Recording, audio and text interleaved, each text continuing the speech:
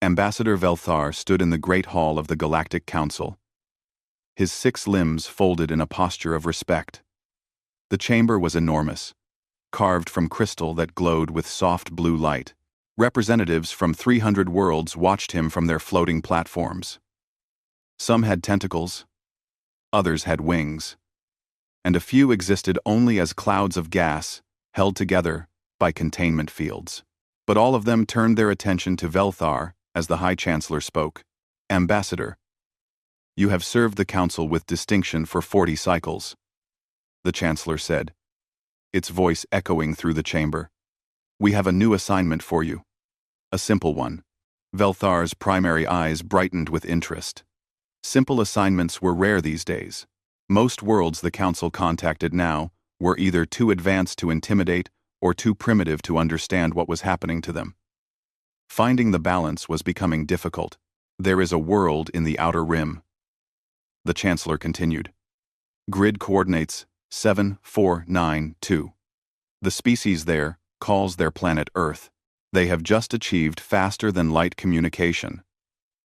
By Council law, this makes them eligible for contact. They have just achieved complete Kaplik." A hologram appeared in the center of the chamber. It showed a blue and green planet with white clouds swirling across its surface. One large moon orbited nearby. Velthar studied the image carefully. It looked peaceful, almost beautiful. "What do we know about them?" Velthar asked. An intelligence officer, a being covered in silver scales, brought up more data. "They call themselves humans. Bipedal, carbon-based, mammalian.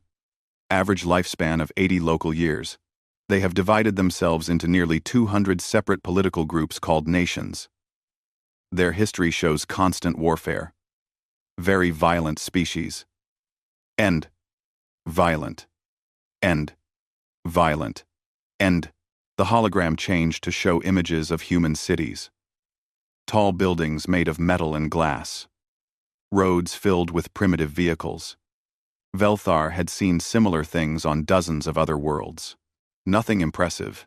"Their technology?" he asked. "Crude but developing," the officer replied. "They use chemical rockets for space travel. Their weapons are mostly projectile-based, though they have discovered atomic fission. Their computers are barely capable of basic calculations by our standards." Velthar relaxed. This would indeed be simple. "And my mission?" "Standard protocol," the Chancellor said. "Make contact. Assess their civilization. Explain the benefits of joining the Council. Make it clear that resistance would be unwise. Return with their agreement to begin integration." It was a mission Velthar had completed many times before. Show up in an advanced ship. Demonstrate superior technology. Explain how small and insignificant the new species was in the grand scope of the galaxy. Most species submitted quickly once they understood their position. Those who didn't learned to regret it. "I accept this honor," Velthar said, bowing his head. The Council dismissed him with their blessing. Velthar walked through the crystal halls to the docking bay where his ship waited. It was a beautiful vessel, sleek and silver, powered by quantum drives that could cross the galaxy in days. Its hull was made from materials that could withstand the heat of a star. Weapons systems lined its sides, though Velthar rarely needed to use them. The ship itself was usually intimidating enough. His crew of 12 waited aboard. They were all Nomarians like him, tall and multi-limbed, with skin that shimmered purple in certain light. They had served with Velthar for years and knew the routine well. "Prepare for departure," Velthar ordered as he took his position on the command platform. "Set course for Earth. Grid coordinates 7492. The ship lifted smoothly from the docking bay and accelerated away from the Council's home station. Within moments, they had entered hyperspace, that strange realm between normal space where faster-than-light travel became possible. The journey would take 5 days. Velthar spent those days reviewing everything the Council knew about humans.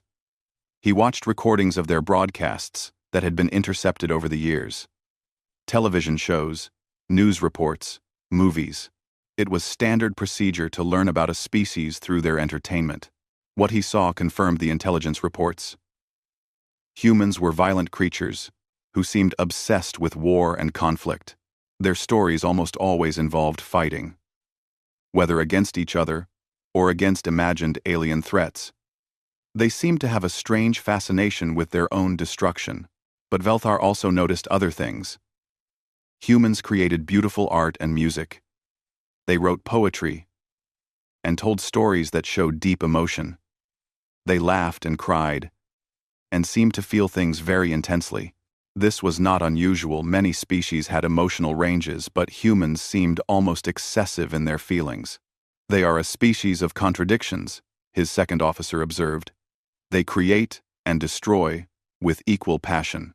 That will make them easier to control, Velthar said. Emotional species are always easier to manipulate. On the 5th day, they dropped out of hyperspace at the edge of Earth's solar system. Velthar ordered a slow approach, giving the humans time to detect them. It was part of the strategy. Let them see the ship coming. Let them panic a little.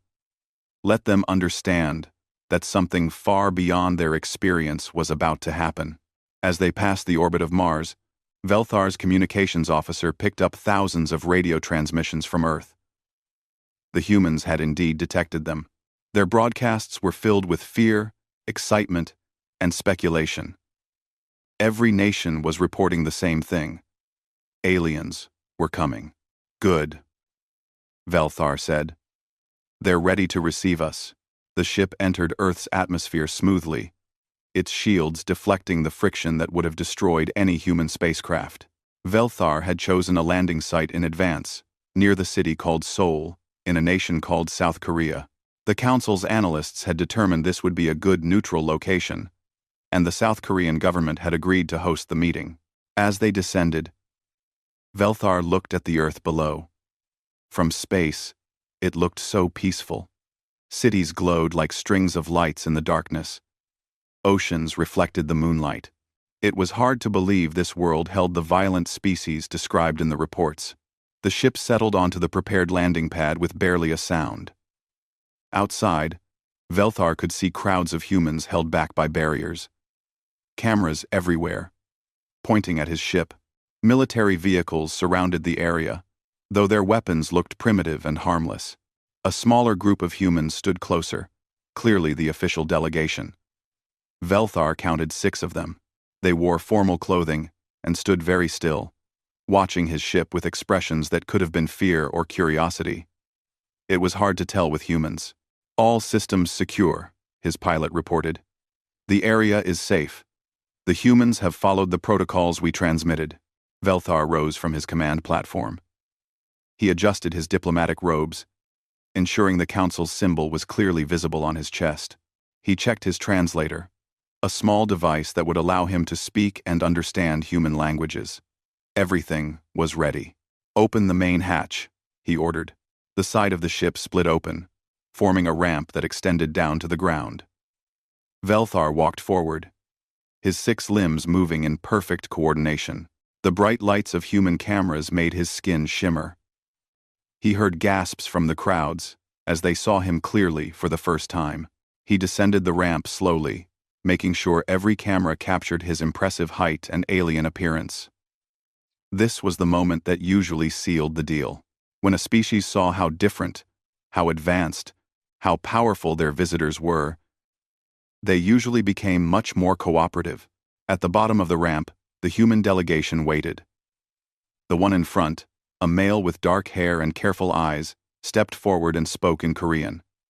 The translator caught the words instantly. Welcome to Earth, Ambassador.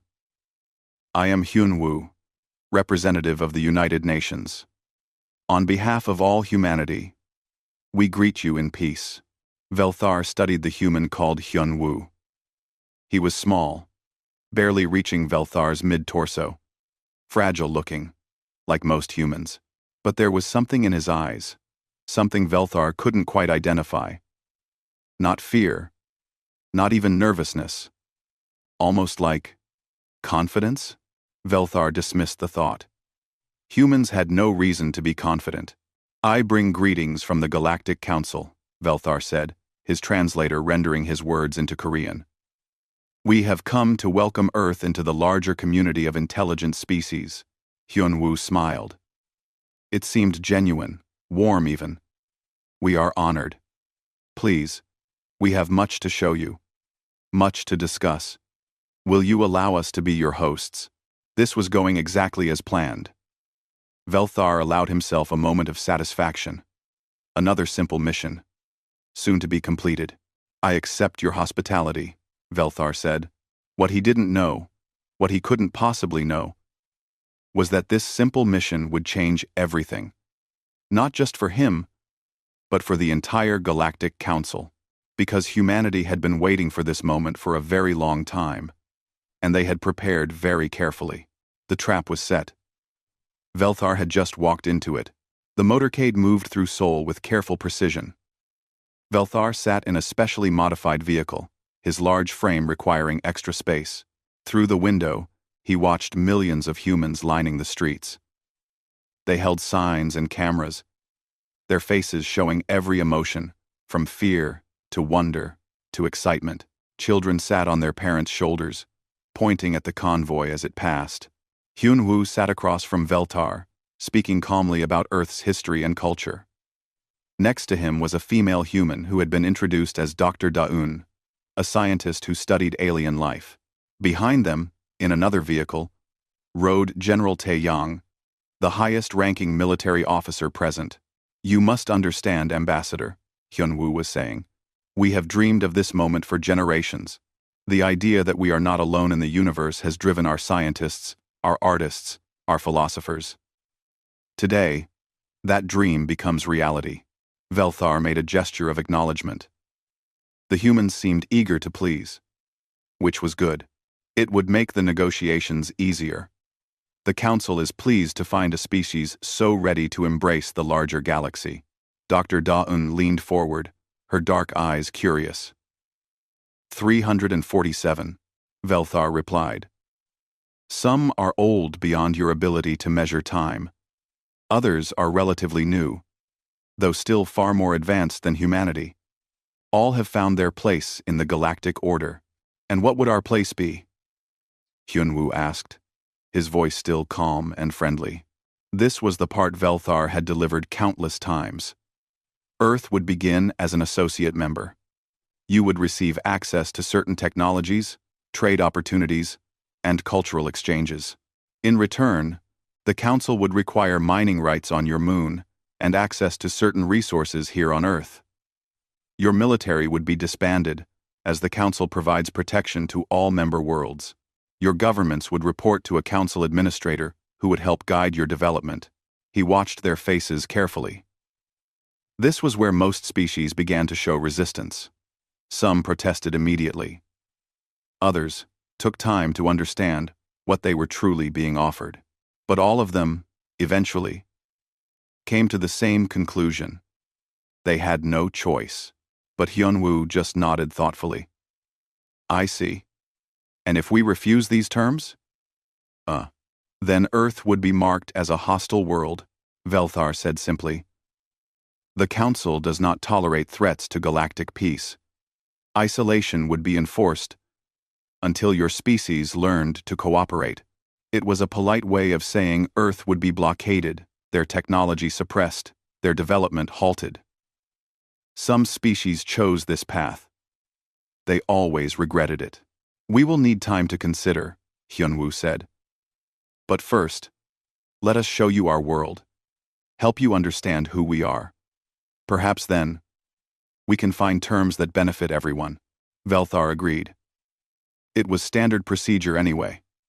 See the cities, tour the facilities, understand the local culture. It helped him write better reports for the Council. Over the next 3 days, they showed him everything. Velthar visited the National Museum, where humans displayed artifacts from their long history. He saw stone tools from 1,000,000 years ago, weapons from ancient wars, art from every period of their development. The humans seemed obsessed with preserving their past, even the violent parts. Dr. Da-eun guided him through the exhibits, explaining each era. We have always been fighters, she said, gesturing to a display of swords and armor. Our planet has not been kind to us. We evolved as hunters, competing with larger and stronger predators. We learned to use tools, to work together, to think strategically. It was the only way to survive. Many species have violent origins, Velthar observed. Most outgrow it.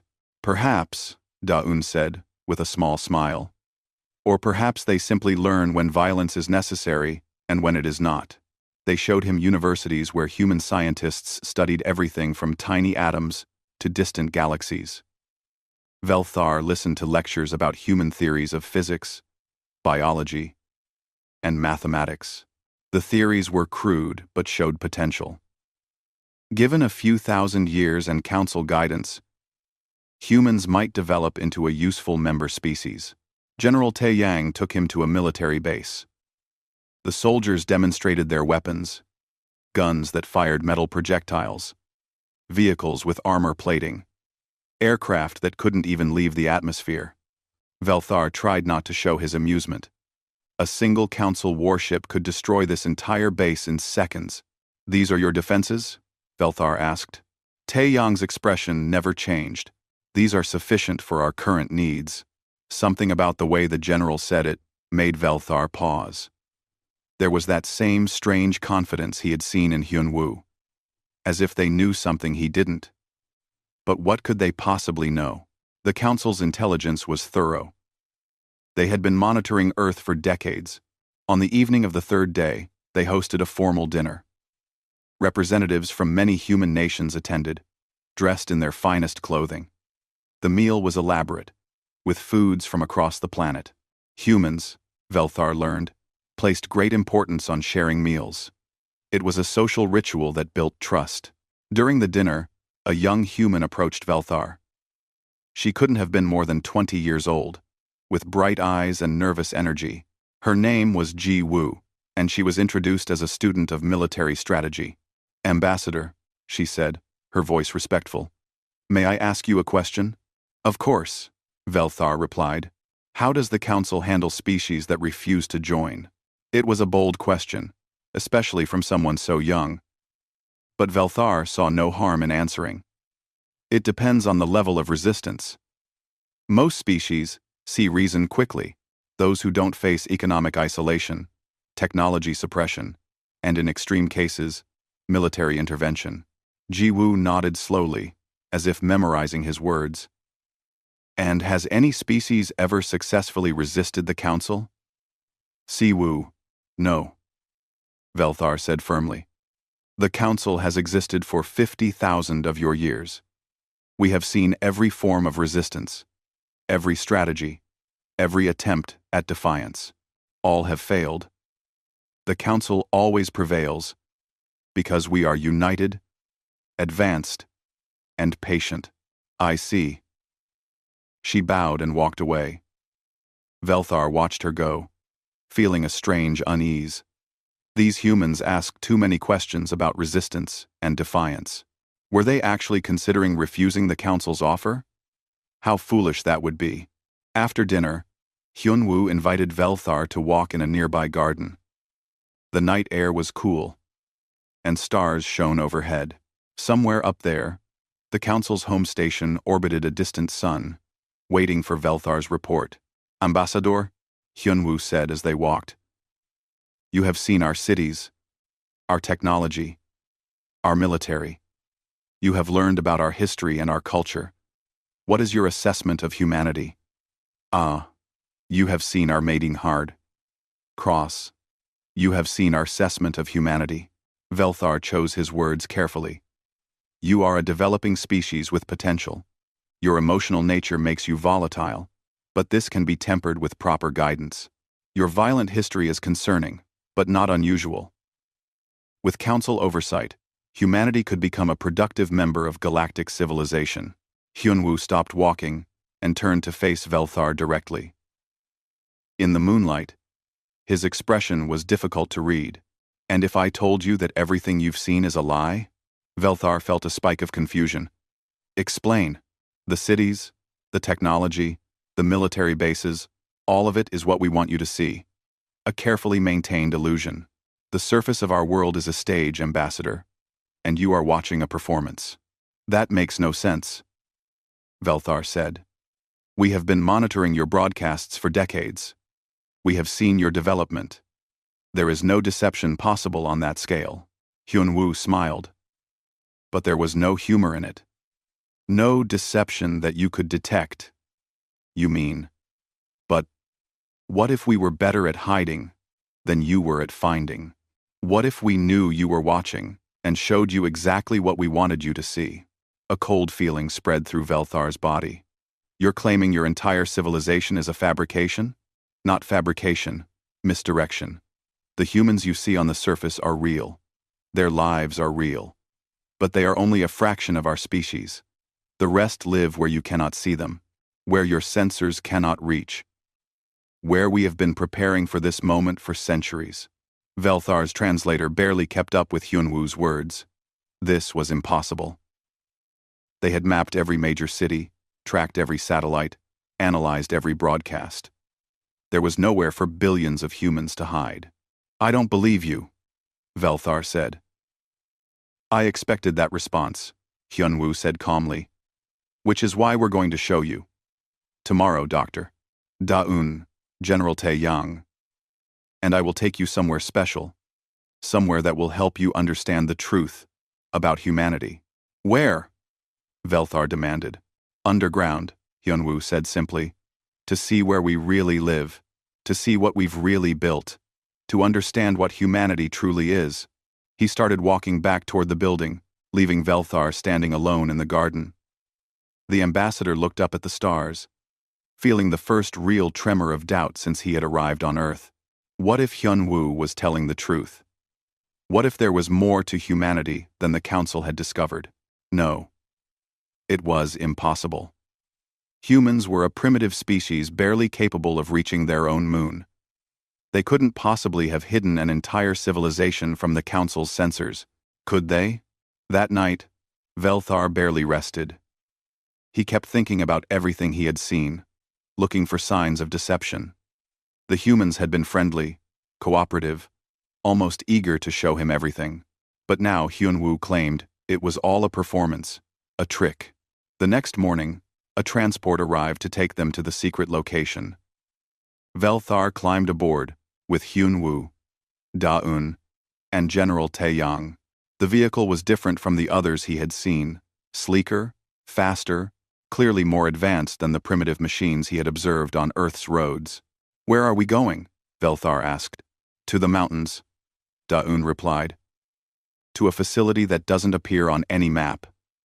To show you what we've kept hidden.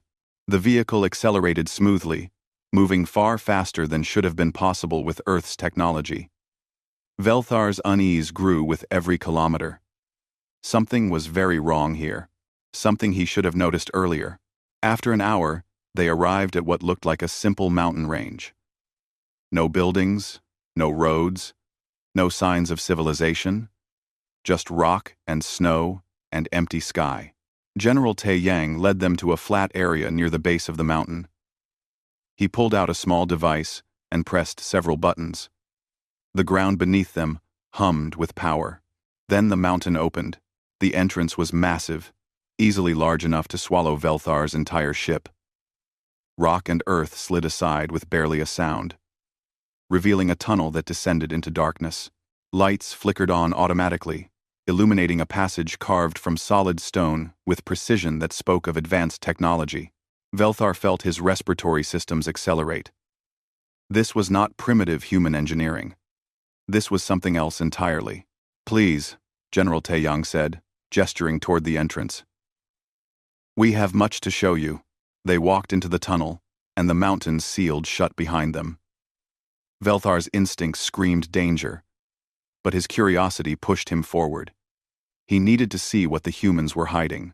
He needed to understand what was happening. The tunnel sloped downward at a steady angle. The walls were smooth, reinforced with materials Velthar didn't recognize. His scanning equipment, which he had kept hidden in his robes, suddenly stopped working. Something was blocking his sensors. Security measures. Dr. Da-un explained, noticing his distress. We can't have any external signals reaching this facility. Not yours, not the Council's, not anyone's. What you're about to see must remain secret until we decide otherwise. The Council will know I'm missing, Velthar said, trying to keep his voice steady. My ship has tracking systems. Your ship believes you are touring a cultural site on the surface, Hyunwoo said. We're very good at signal manipulation. Ambassador. Your crew will not be concerned. They walked for 20 minutes, descending deeper and deeper into the earth. Velthar tried to calculate how far down they had traveled. 2 kilometers? 3? The temperature should have been rising, but somehow it remained comfortable. Climate control far beyond what he had seen on the surface. Finally, the tunnel opened into a vast chamber. Velthar stopped walking, his 6 limbs freezing in place as his mind struggled to process what he was seeing. The cavern was enormous, stretching for kilometers in every direction. But it wasn't natural. Every surface had been carved and shaped by technology. And it wasn't empty. The cavern was filled with structures, buildings that rose hundreds of meters high, connected by bridges and platforms. Lights glowed everywhere, creating an artificial day, and moving through this underground city were humans. Thousands of them. Maybe tens of thousands. But that wasn't the most shocking part. The technology was wrong. Everything Velthar could see, the buildings, the vehicles moving through the air, the devices humans carried, all of it was too advanced. This wasn't primitive Earth technology. This was Council-level technology. Maybe beyond. Welcome to New Seoul, Dr. Da-eun said softly. One of our underground cities. We have 43 others like it, spread across the planet. Some under mountains, others under oceans, a few in locations you would never think to look. Velthar's translator struggled to find words. This is impossible. Our sensors would have detected this. Our intelligence would have found it. Your sensors detected exactly what we wanted them to detect, General Taeyang said. We've been jamming and redirecting Council surveillance for over 800 years. Every satellite you have in our system, every probe you've sent, every scan you've run, we've controlled what they saw. Hyunwoo gestured toward the city. The humans you met on the surface are real, Ambassador. They live their lives, raise their families, build their cultures, but they represent only a third of our population. The rest of us live here, underground and underwater, where we can develop our true technology without being observed. Why? Velthar managed to ask. Why would you do this? Fine to scram. Why would you do this? Dr. Da-eun led him to a platform that overlooked the city. From this height, Velthar could see the true scale of what humans had built. The city stretched beyond the limits of his vision, disappearing into tunnels that led to other caverns, other cities. Because we knew you were coming, Da-eun said. Not you specifically, but someone like you. We detected the Council's existence 847 years ago. We intercepted your communications, decoded your languages, and learned everything we could about galactic civilization. She pulled out a device and activated a holographic display. Images appeared in the air.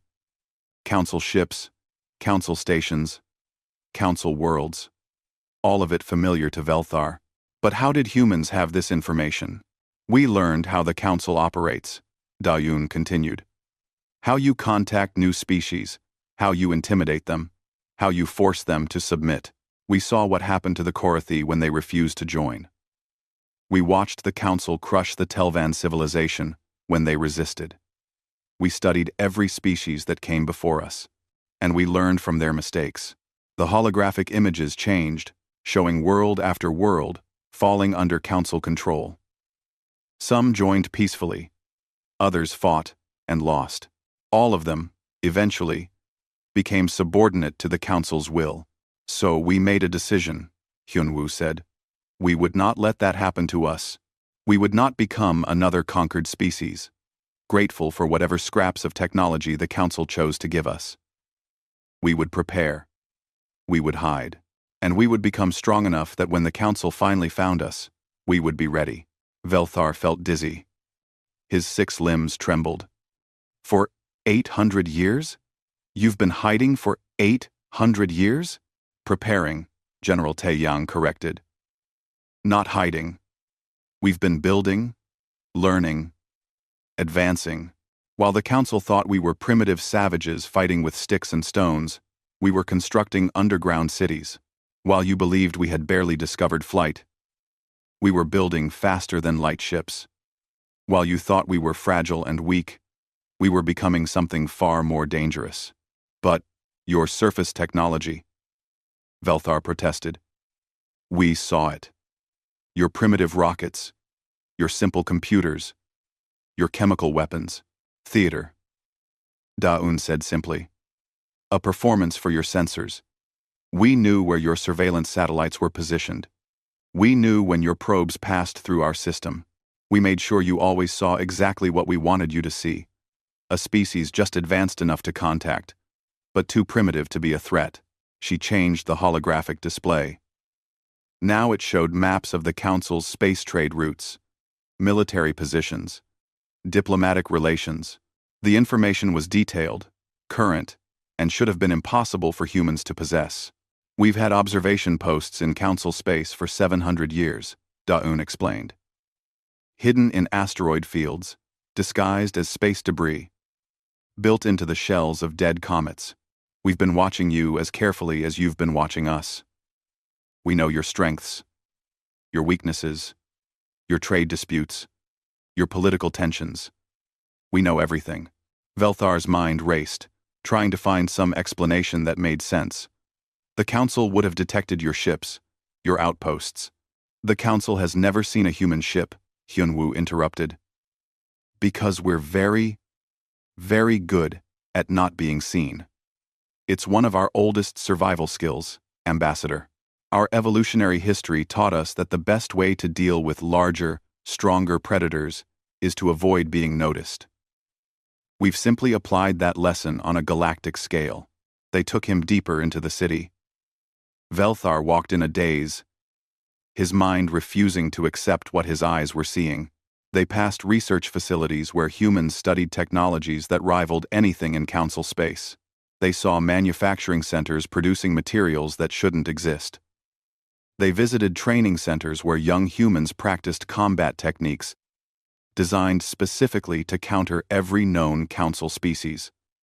Here's, in one building, Velthar saw something that made his blood freeze. It was a detailed model of a Numerian city, his home city.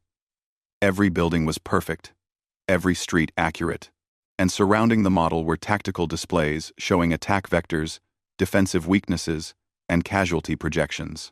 We have models like this for every major population center in Council space, General Taeyang said, his voice emotionless.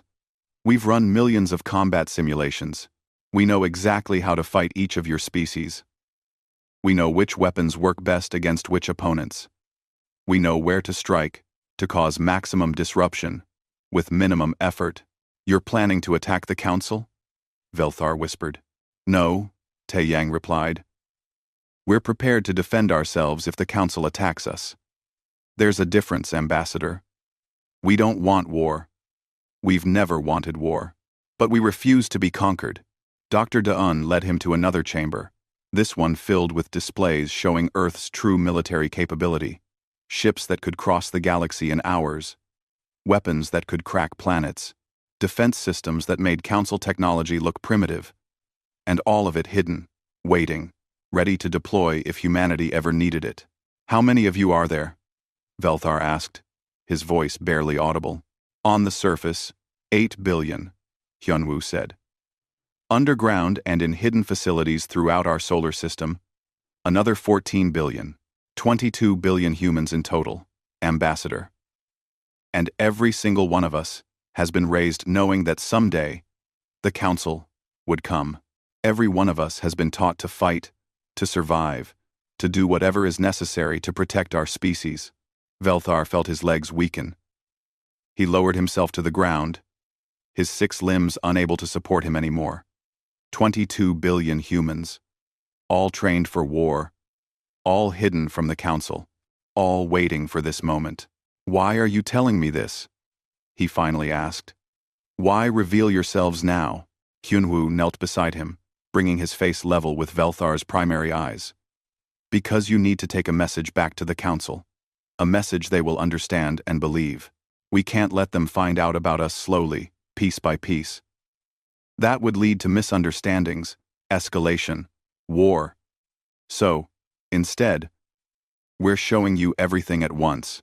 We're removing any doubt about what we are and what we're capable of."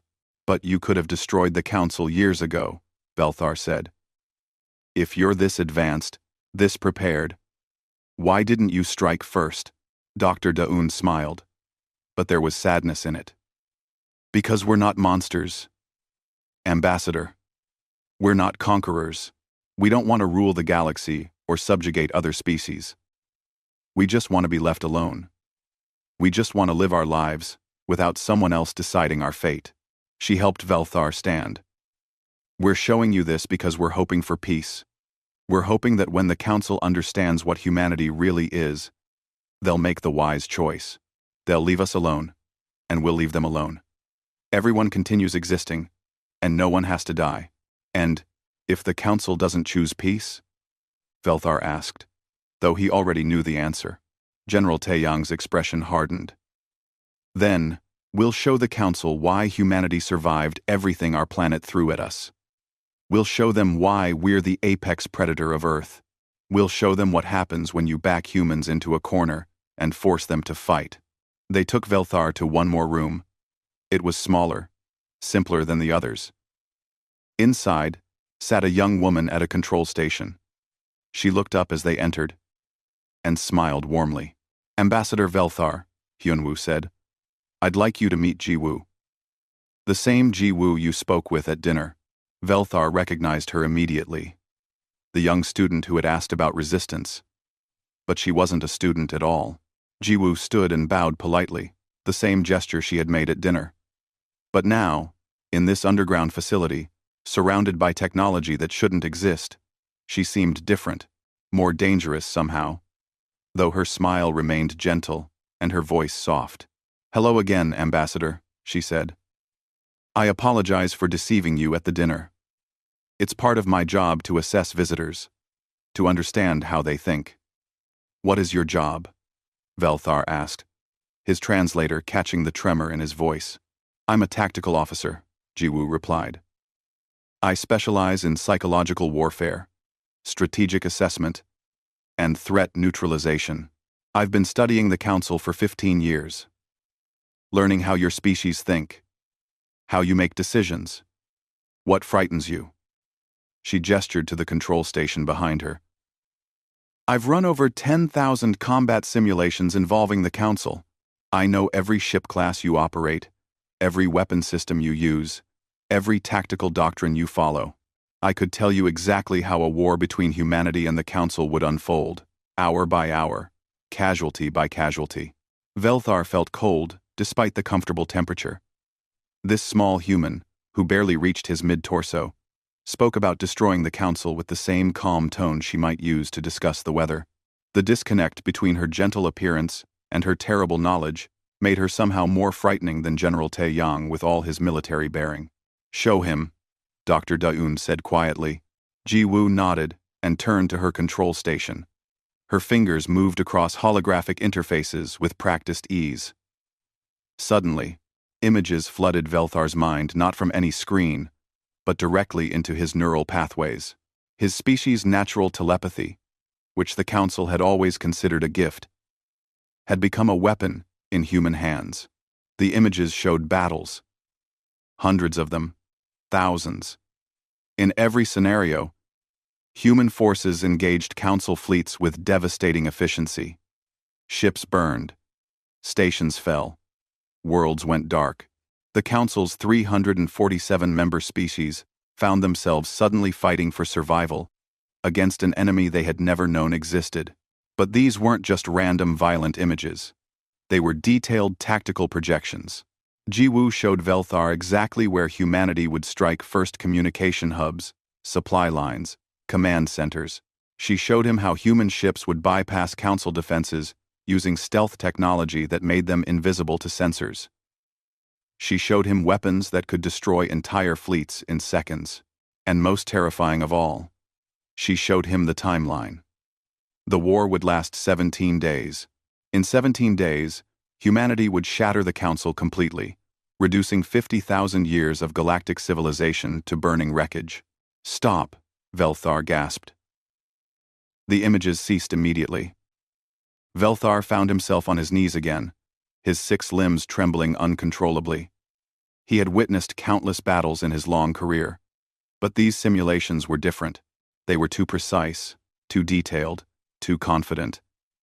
Jiwoo wasn't showing him possibilities. She was showing him probabilities. Things that would happen if humanity chose to make them happen. "I'm sorry," Jiwoo said. And she actually sounded apologetic. "I know that was disturbing. But you needed to see it. You needed to understand that this isn't bravado or empty threats. We've done the math, run the simulations, tested every variable. We know we can win. And Hyunwoo helped Velthar to his feet. But winning isn't the same as wanting to fight, Ambassador. That's what we're trying to make you understand. We have all this power, all this capability, all this preparation, and we're choosing not to use it. We're choosing peace, despite being able to take whatever we want through force." "Why?" Velthar asked. "If you're this powerful, why reveal yourselves at all? Why not just remain hidden?" Dr. Dayun moved to a window that looked out over the underground city. Humans walked the streets below, living their lives in this hidden world. Children played in parks. Couples held hands. Elderly humans sat on benches, watching the artificial sky. "Because we're tired of hiding," Daun said softly. "For 800 years, we've lived in fear of the Council finding us before we were ready. We've built all this in secret, taught our children in whispers, prepared for a war we hoped would never come. We're tired of it. We want to be free. We want to join the galaxy on our own terms, not as conquered subjects but as equals." She turned to face Velthar. "You represent a choice for us, Ambassador. We can continue hiding for another 1,000 years, always watching the stars in fear. Or we can reveal ourselves, show our strength, and demand the respect we deserve. We're choosing the latter. We're choosing to stand up and say, 'We are humanity. We are here. And we will not be conquered.'" General Taeyang pulled up another display, this one showing the full extent of humanity's hidden infrastructure. Velthar saw orbital platforms disguised as satellites, weapons installations hidden on the dark side of Earth's moon, ship construction facilities built into asteroids throughout the solar system, and beyond that, observation posts scattered throughout Council space, watching and waiting. "We could have remained hidden," Taeyang said. "We could have let the Council pass us by. Mark Earth as uninteresting. Move on to other species. But that would only delay the inevitable. Someday, the Council would have returned. Someday, our secret would have been discovered. Better to control when and how that revelation happens. And now you've seen everything," Hyunwoo said. "You know our strength, our preparation, our capability. Now comes the hard part, Ambassador. Now you have to decide what to do with this knowledge." Velthar looked at each of them in turn. Hyunwoo with his calm diplomacy, Da-un with her scientific precision, Taeyang with his military bearing, and Jiwoo still sitting at her control station, her gentle smile hiding the mind that could orchestrate the destruction of civilizations. "What do you want me to do?" Velthar asked. "Return to the Council," Hyunwoo said. "Tell them everything you've seen. Show them the data we're giving you, just a fraction of our capabilities, but enough to make our point. And deliver our message, which is, leave Earth alone," Da-un said firmly. "Forget you found us. Mark this sector of space as restricted. Never contact us again.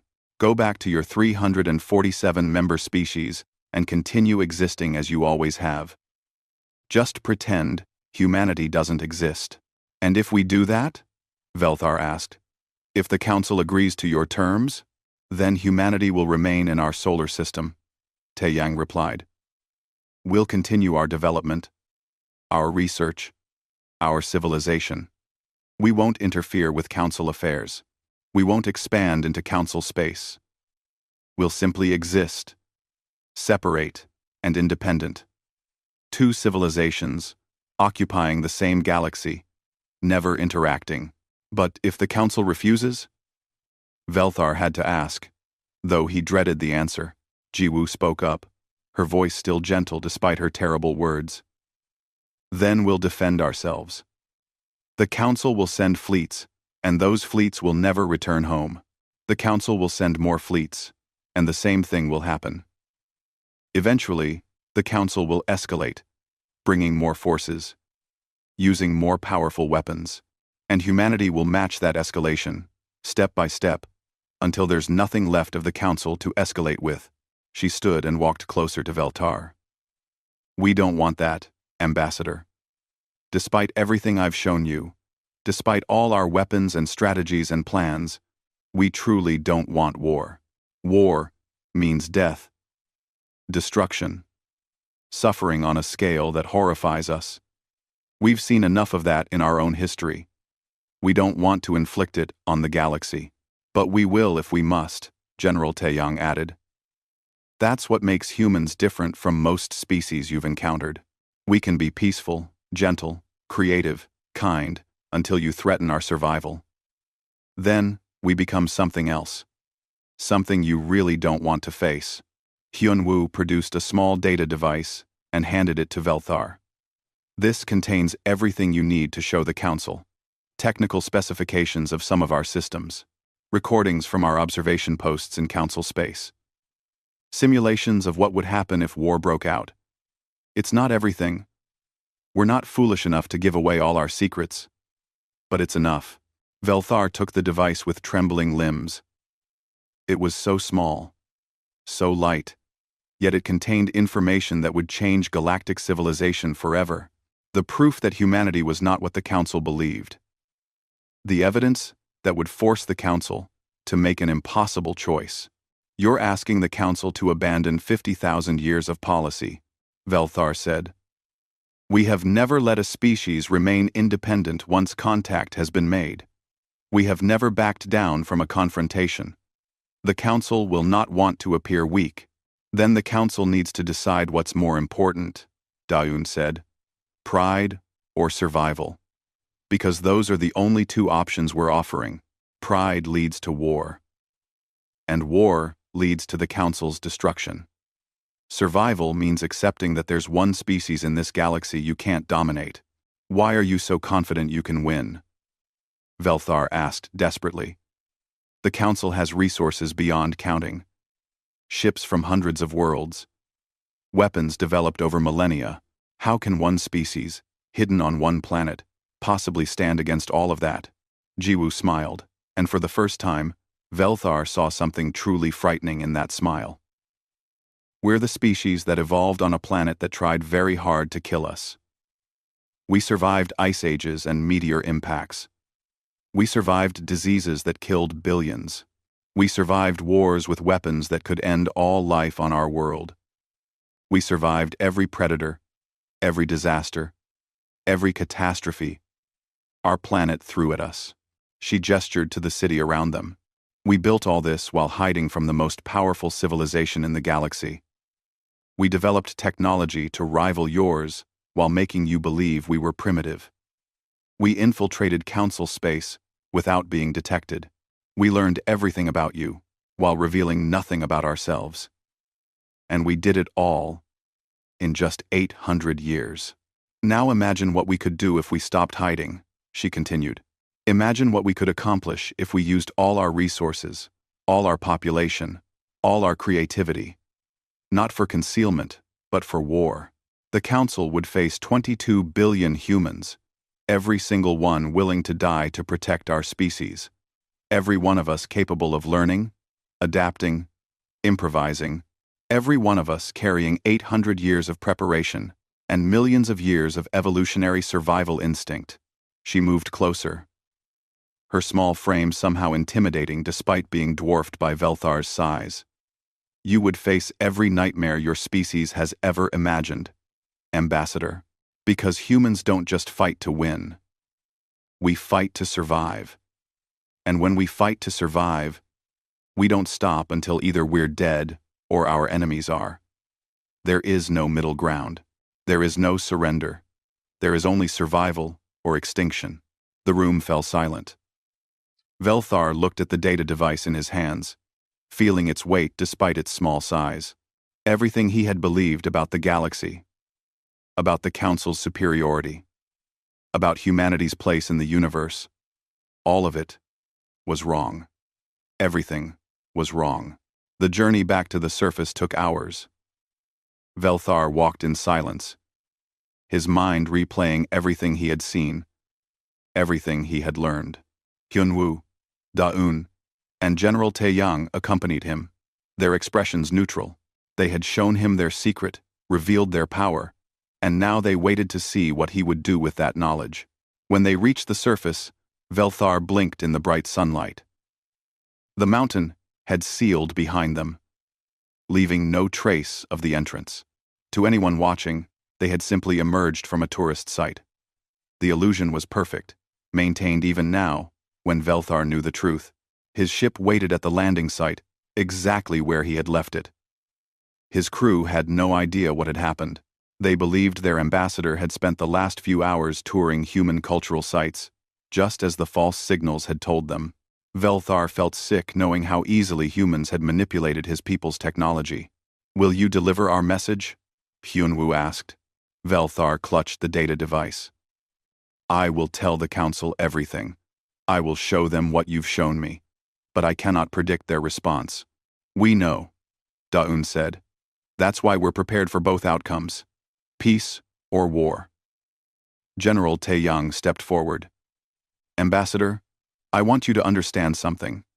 Everything we showed you today, every weapon system, every tactical simulation, every secret facility, that's only what we chose to reveal.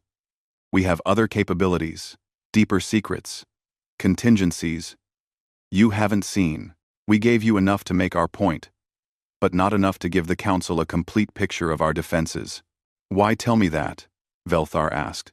"Because I want you to tell the Council," Taeyang replied. "I want them to know that even with everything you've shown them, they still don't know everything. I want them to lie awake at night, wondering what else humanity is hiding. I want them to be afraid enough to choose peace." Velthar looked at the three humans standing before him. They represented billions of others like them, all hidden, all prepared, all waiting. For 800 years, humanity had existed in the shadows, building and planning and preparing for this moment. The patience alone was staggering. What species could maintain such discipline for so long? "I have one question," Velthar said. "You could have remained hidden forever. You could have avoided this confrontation entirely. Why reveal yourselves now? Why take this risk?" Hyunwoo smiled sadly. "Because we have children, Ambassador. Generations born in underground cities, raised in artificial light, taught to hide who they are and what they can do. We've asked them to live in fear for 800 years. We want our children to see real sunlight, to build cities on the surface, to explore the galaxy without hiding. We want them to be free. Freedom is worth the risk," Da-un added. "Even the risk of war, even the risk of extinction. Because what's the point of surviving if you're not truly living?" Velthar understood then. It wasn't just about power or technology or military capability. It was about something deeper, something fundamental to human nature. They would rather face annihilation than continue living in fear. They would rather fight the entire galaxy than accept subjugation. It was insane. It was terrifying. It was, somehow, magnificent. "I will tell the Council," Velthar said. "I will tell them everything. and I will recommend that they accept your terms. Thank you, Hyunwoo said. That's all we ask. Safe journey, Ambassador. Thanks for watching. And see Yuning subscribe. Velthar walked up the ramp into his ship.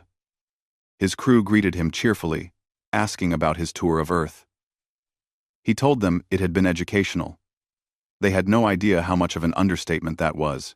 As the ship lifted off and climbed toward space, Velthar looked down at Earth one last time. From orbit, it looked so peaceful.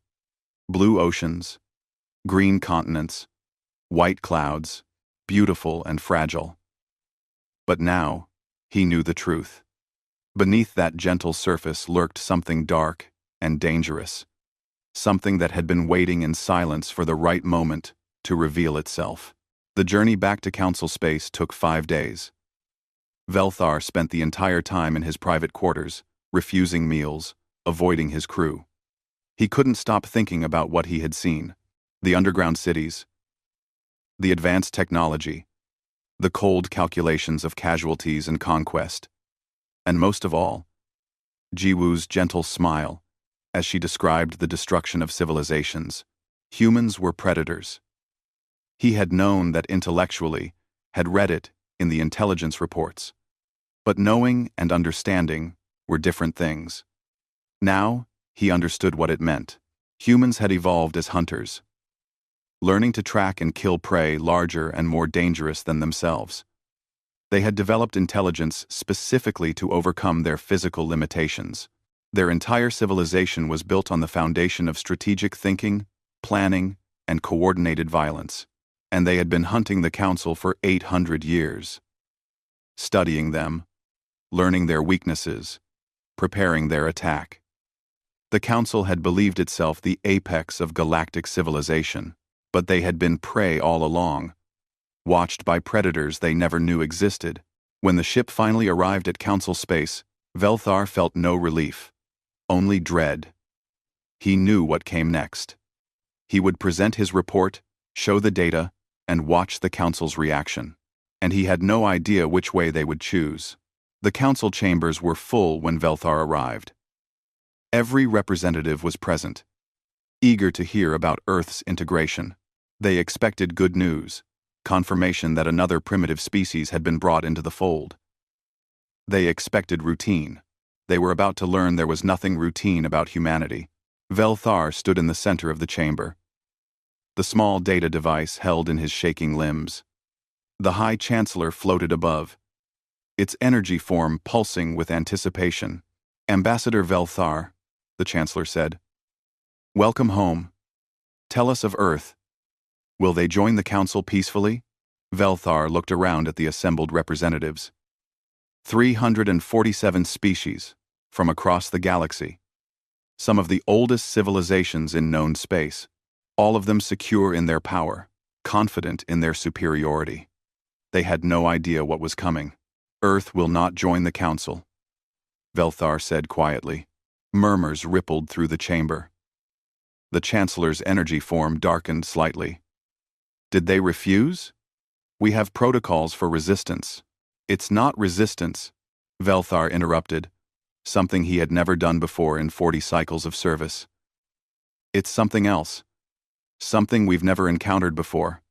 Please, let me show you. We can get into this cast. He activated the data device. Holographic displays filled the chamber, showing everything humanity had revealed. The underground cities, the hidden population, the advanced technology, the observation posts scattered throughout Council space, the tactical simulations, all of it, laid bare for the Council to see. The chamber fell completely silent. Velthar watched as realization spread across the representatives' faces, those that had faces. Horror, disbelief, fear. Some denied what they were seeing. Others immediately began calculating military responses. A few simply shut down, their minds unable to process the implications. This is impossible, the Chancellor finally said. We have been monitoring Earth for decades. Our intelligence is thorough. This data must be falsified. Art Khan, it's real, Velthar said, his voice empty. I saw it myself. I walked through their underground cities. I met their military commanders. I spoke with their tactical officers. Everything you're seeing is real. And it represents only a fraction of what they have.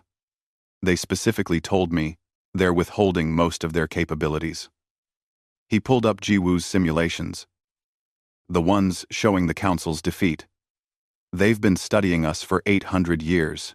They know everything about us, our strengths, our weaknesses, our military deployments, our political tensions. They have observation posts we've never detected. They have technologies we don't understand. And they've run millions of combat simulations that all show the same result.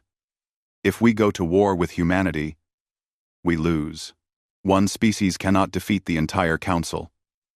A military commander from the Vrax Empire declared. We have resources from hundreds of worlds. They're confined to one planet. 22 billion of them, Velthar interrupted. 22 billion humans, every single one trained for war since childhood. Every one of them willing to die to protect their species. Every one of them carrying millions of years of predatory evolution and 800 years of strategic preparation. They're not just soldiers, they're survivors. And they've survived things that would have destroyed any of our species. He showed them more data. Earth's violent history, the wars, the disasters, the near extinctions. And through it all, humanity had endured. They had adapted. They had overcome. They had turned every setback into a lesson. Every defeat into motivation. Every loss into determination. They don't fight like we do. Velthar continued. They don't fight for territory or resources or glory. They fight to survive. And when they fight to survive, they don't stop. They don't surrender. They don't negotiate. They simply keep fighting until either they win or they're all dead. There is no middle ground with humans. The chamber erupted in debate. Some called for immediate military action, arguing that humanity's threat must be eliminated before they grew stronger. Others advocated caution, suggesting more intelligence gathering. A few, very few, suggested accepting humanity's terms and leaving them alone. Velthar let them argue. He understood their reactions. It was the same process he had gone through in his own mind during the journey home. Denial, anger, bargaining, but eventually, they would reach the same conclusion he had reached. The High Chancellor raised its energy form, demanding silence. Ambassador Velthar, you have spent time with these humans. You have seen their capabilities firsthand. What is your recommendation? Velthar met the Chancellor's gaze directly. Leave them alone. Mark Earth and its entire sector as restricted space. Remove all records of our contact from the databases. Pretend we never found them. And hope they're content to remain in their solar system. That would be surrender. The Vrax commander protested. The Council does not surrender to anyone. It's not surrender, Velthar said. It's survival. Because if we fight them, if we push them, if we give them any reason to view us as a threat, they will destroy us. Not because they want to. Not because they enjoy violence. But because that's what they do. They survive. And if the Council stands between them and survival, the Council will cease to exist. He pulled up one final image. Jiwoo, sitting at her control station, her gentle smile hiding the mind that could orchestrate galactic destruction. This is a tactical officer named Jiwoo. She's 20 years old. She has spent her entire life studying how to defeat the Council. She knows more about our military capabilities than most of our commanders. She can predict our strategies before we implement them. And there are millions like her, all trained, all prepared, all waiting. The humans gave me a message to deliver. Velthar continued. They said, leave Earth alone. Don't try to integrate us. Don't try to conquer us. Don't even think about us. Just pretend we don't exist. Because if you force their hand, If you make them choose between submission and war, they will choose war. And they will win. The silence in the chamber was absolute. Every representative understood what Velthar was telling them. The Council, which had dominated the galaxy for 50,000 years, had finally met something it couldn't dominate. Something stronger, smarter, more determined. Something that had been preparing for this confrontation since before most Council species had achieved spaceflight. But they offered mercy, Velthar said softly. Despite having every advantage, despite being able to destroy us at any time, they offered peace. They don't want war. They just want to be left alone. They're giving us a choice. Accept their independence and continue existing, or try to conquer them and face annihilation.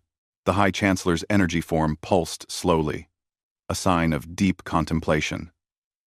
Yes, Velthar agreed, but so are humans. They're unlike any species we've ever encountered. More dangerous, more capable, more determined.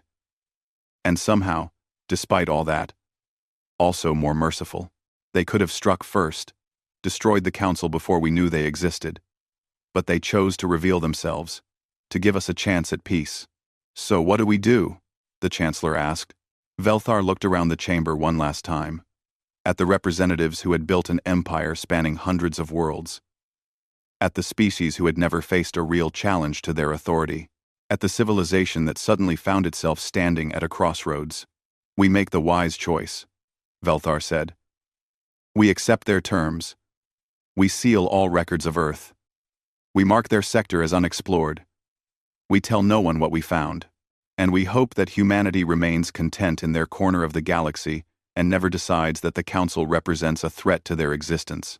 Because if they do, he added, his voice barely a whisper, we're all dead.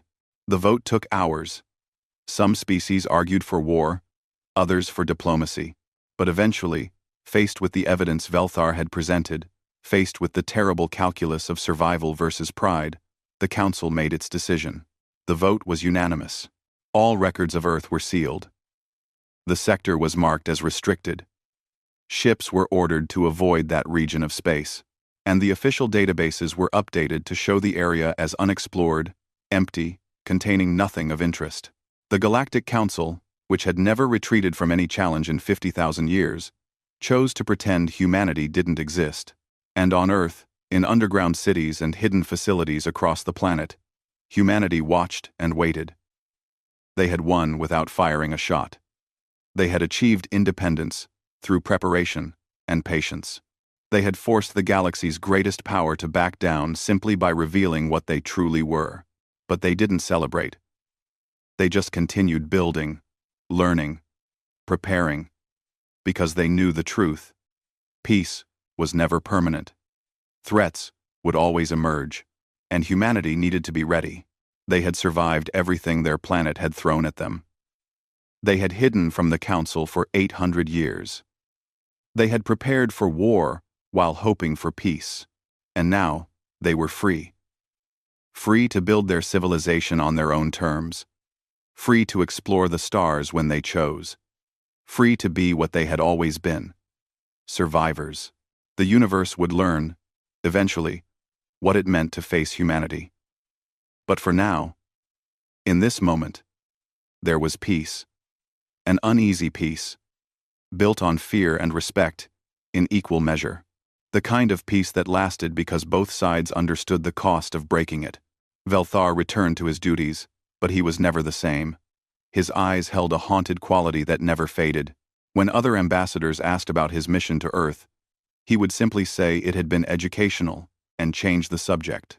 But sometimes, late at night, he would look up at the stars and wonder what else humanity was building, wonder what other secrets they kept, wonder if they were still watching the Council, still running their simulations, still preparing for a war that might never come.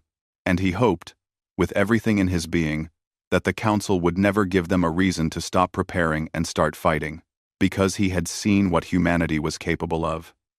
He had looked into the abyss of human determination, and the abyss, with gentle smiles and terrible knowledge, had looked back.